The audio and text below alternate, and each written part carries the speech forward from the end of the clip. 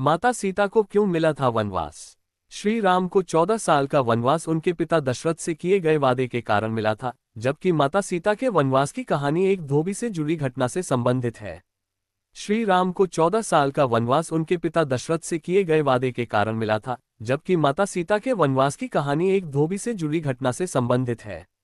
आपके मन में कई सवाल उठ रहे होंगे, जैसे कि माता सीता को वनवास क्यों भेजा गया या वे वनवास क्यों गईं?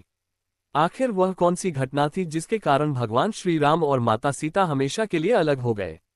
आज हम रामायण से उस धोबी की कहानी और माता सीता के वनवास से उसके संबंध के बारे में पूरी जानकारी देंगे। धोबी के कहने पर सीता का वनवास। रावण का वध करने के बाद भगवान श्री राम वनवास से अयोध्या लौटे।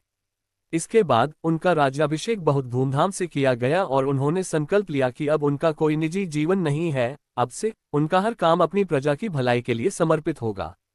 उन्होंने घोषणा की कि उनकी प्रजा कभी भी अपने दुख या समस्याओं के साथ उनके पास आ सकती है और न्याय मांग सकती है। एक दिन जब श्री राम माता सीता और अपने परिवार के साथ बैठकर हंसी मजाक कर रहे थे, तो एक सैनिक ने उन्हें एक गुप्तचर के आने की सूचना दी। गुप्तचर से राज्य की स्थिति पर चर्चा करने के बाद राम को पता चला कि पिछली रात एक महिला न्याय मांगने के लिए महल के द्वार पर आई थी, लेकिन पहरेदार ने उसे सुबह आने के लिए कहकर लौटा दिया था। इससे नाराज होकर वह महिला वहां से चली गई थी। गुप्तचर ने उसका पीछा किया, लेकिन वह जल्द ही नजरों से ओझल हो गई।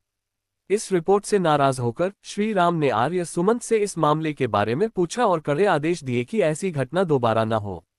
इसके बाद श्री राम ने गुप्तचर को बुलाया और उसे फटकार लगाई कि उसने महिला को बिना न्याय मिले जाने दिया और उसे ढूंढने में नाकाम रहा। उन्होंने गुप्तचर को तब तक सेवा से निलंबित करने का आदेश दिया जब तक कि वह उस महिला का पता न लगा ले और उसके बारे में जानकारी न जुटा ले। श्री राम के आदेशों का पालन करते हुए गुप्तचर उस महिला की तलाश में निकल पड़ा। श्री राम ने उसे आदेश दिया था कि वह उस घटना के बारे में पूरी जानकारी जुटाने के बाद ही अपना चेहरा दिखाए। धोबी की कहानी और रामायण। एक जासूस ने श्री राम को सूचित किया कि जबकि महिला खुद का पता नहीं लगा सकी, उसका पति राज्य की सीमा पर स्थित गौतमी नदी के पास एक गांव में रहता था। उन्होंने बताया कि पति ने उसे वापस स्वीकार करने से इनकार कर दिया था क्योंकि उसने अपने माता पिता के घर से लौटते समय एक रात घर से दूर बिताई थी। जब कारण पूछा गया तो जासूस ने बताया कि गांव में पूछताछ से महिला की लगातार कहानी का पता चला। उसे अपनी मां के घर से अपने पति के घर वापस जाते समय एक नदी पार करनी पड़ी। जब वह नदी के किनारे पहुंची तब तक शाम ढल चुकी थी और बारिश शुरू हो गई थी। नतीजतन नाविक ने उसे पार कराने से इनकार कर दिया। कहीं और जाने के लिए नहीं, वह नाविक की झोपड़ी में रात बिताने के लिए मजबूर थी। वापस लौटने पर उसके पति ने देरी का कारण जानना चाहा। उसने उसकी पवित्रता पर संदेह करके उसे घर से निकाल दिया। श्रीराम ने पूछा कि वह स्त्री अपने पति को सत्य का विश्वास क्यों नहीं दिला सकी। जासूस ने बताया कि दंपत्ति के बीच गहरा अविश्वास था और अक्सर झगड़े होना आम बात थी। इसके अलावा महिला ने ये तर्क देते हुए माफी मांगने से इनकार कर दिया कि उसे ऐसे कृत्य के लिए माफी नहीं मांगनी चाहिए जो अपराध नहीं है। उसने अपने पति से कहा कि चूंकि वे मर्यादा के प्रतीक धर्मात्मा श्री राम के राज्य में रहते हैं, इसलिए वह सीधे जाकर उनसे न्याय मांगेगी। सीता को वनवास क्यों भेजा गया? जासूस के विवरण से श्री राम को संदेह हुआ कि वह जानकारी छिपा रहा है या कुछ छिपा रहा है। उसने जासूस को मित्र के भेष में अपने साथ गांव चलने का आदेश दिया ताकि वह व्यक्तिगत रूप से मामले की जांच कर सके। तब श्री राम ने एक सामान्य नागरिक का भेष धारण किया और जासूस के साथ गांव की ओर कूच किया।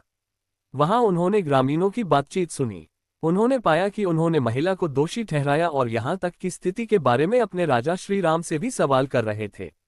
उन्होंने माता सीता को वापस स्वीकार करने के श्री राम के फैसले पर भी सवाल उठाया, ये देखते हुए कि इतने लंबे समय तक रावण के महल में रहने के बावजूद उन्होंने ऐसा किया था। उन्होंने इसे श्रीराम की कमजोरी बताया और इसका कारण उनकी पत्नी के प्रति लगाव बताया। ग्रामीणों के अनुसार इस घटना से महिलाओं का हौसला बढ़ गया। कई लोग अब स्थिति का फायदा उठाकर अनुचित आचरण कर सकते हैं। चूंकि राजा के कार्यों का प्रभाव उसकी प्रजा पर पड़ता है, इसलिए उन्होंने इसके लिए राजा राम को जिम्मेदार ठहराया। ये सुनकर श्री राम निराश हो गए और गुप्तचर से पूछा कि क्या ऐसी बात केवल इसी गांव तक सीमित है या राज्य के अन्य गांवों में भी ऐसी ही भावनाएं हैं। जासूस ने स्वीकार किया कि माता सीता के संबंध में ऐसी बातें वास्तव में अन्य गांवों में भी घूम रही थीं। तब श्री राम ने स्थिति की जांच करने के लिए अन्य गांवों का दौरा करने का निर्णय लिया। उनके पास जाने पर उन्हें ये देखकर बहुत दुख हुआ कि माता सीता के प्रति प्रचलित भावना लगभग हर जगह एक जैसी थी। वह भारी मन से शाही महल में लौट आया और गहरी उदासी की स्थिति में रहा।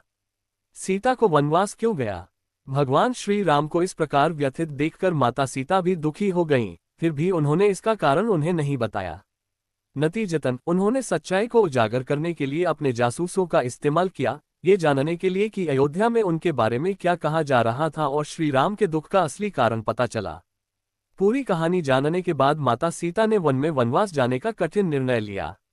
श्री राम ने उन्हें रोकने का बहुत प्रयत्न किया, यहाँ तक कि उन्होंने अयोध्या की राजगद्दी त्यागने और स्वयं उनके साथ जंगल में जाने की भी पेशकश की। हालांकि माता सीता ने उन्हें उनके शाही कर्तव्य की याद दिलाए और राज्य की खातिर यह बलिदान देने का आग्रह किया। अंततः श्री राम सीता की इच्छा के आगे झुक गए। उसने अंधेरे की आड़ में जंगल की ओर प्रस्थान करने का निर्णय लिया। श्री राम ने लक्ष्मण को सीता को जंगल में ले जाने और उन्हें वहां छोड़ने का आदेश दिया। हालांकि लक्ष्मण स्थिति की पूरी जानकारी से अनभिज्ञ थे और राजमाताएं उस समय तीर्थयात्रा पर थीं। इस प्रकार एक धोबी के कहने पर सीता को वनवास भेज दिया गया।